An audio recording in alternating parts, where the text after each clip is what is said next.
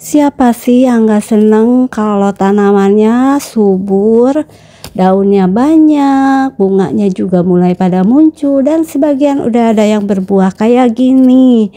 Tapi tanaman itu perlu kita rawat dan yang penting harus kita pupuk.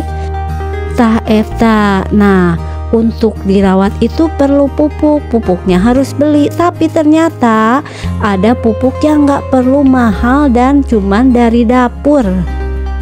Assalamualaikum warahmatullahi wabarakatuh. Bertemu kembali dengan Cece Petani Kantoran. Kali ini Cece Petani Kantoran mau membuat pupuk dari bahan yang ada di sekitar kita, yaitu di dapur, sehingga kita nggak perlu mengeluarkan uang untuk membeli pupuk, tapi tanaman kita bisa subur. Jadi ikuti videonya sampai dengan selesai, dan bagi yang baru menemukan channel ini dan untuk support Cece jadi petani kantoran, please untuk subscribe. Bahan yang pertama yang bisa meningkatkan kekuatan tanaman atau bisa kita jadikan pupuk itu ada di dapur, yaitu mecin ya. Ini Cece ambil dari dapur. Untuk mereknya sih apa aja ya, hanya kebetulan ini yang ada di dapur merek Sasa. Nah, kalau dilihat penampilannya seperti ini ya untuk mecin. Mecin ini bentuknya kayak kristal halus warna putih, banyak mengandung natrium dan kalium yang dibutuhkan oleh tanaman. Jadi mudah, murah, meriah. Nah, itu adalah bahan yang pertama. Bahan yang kedua adalah yang biasa ada di dapur bahkan dibuang, yaitu air cucian beras. Air cucian beras banyak yang sudah tahu ya, banyak fungsinya banget buat tanaman.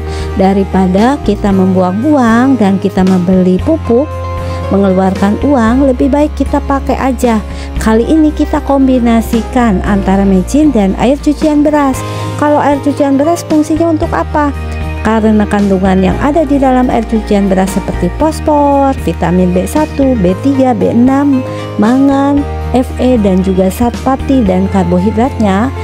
Karena kandungannya tadi, air cucian beras membantu proses klorofil daunnya biar tetap bagus dan hijau, juga bisa membantu daya tahan penyakit. Kita baca ya, kandungan dalam mecin itu ada monosodium glutamat. Rata-rata sama, mau mereknya Sasa, mereknya Miwon atau merek lainnya. Ini adalah hasil cucian beras buat makan siang, cuma dapat 1 liter. Kemudian kita siapkan untuk mecinnya. Karena cuma sedikit hari ini cucian berasnya, daripada aku buang mending jadiin pupuk. Komposisinya gimana sih? Jadi hanya tinggal, kalau cuma 1 liter aku biasanya hanya menambahkan setengah sendok aja. Tuh nggak banyak kan, cuman modal air cucian beras yang biasanya menjadi limbah, kemudian mecinnya juga cuma setengah sendok, bisa membantu untuk menyuburkan tanaman. Yuk kita aduk guys. Jadi daripada kita beli pupuk, buat ibu rumah tangga yang pengen berkebun secara dengan kebun minimalis atau lahan sempit, bisa menggunakan pupuk organik yang seperti ini. Jadi kita aduk dulu. Setelah itu diencerkan dengan 1 liter air bersih.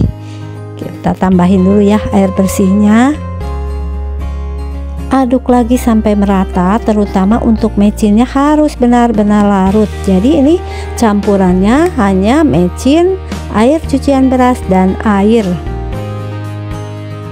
Semudah ini, sesimpel ini, dan semurah ini untuk pupuk dari air cucian beras dan mecin. Jadi untuk yang mau berkebun jangan takut mengeluarkan biaya mahal. Nah, mumpung masih pagi, mari kita ke kebun. Ini aku mau siramkan ke tanaman kacang panjang.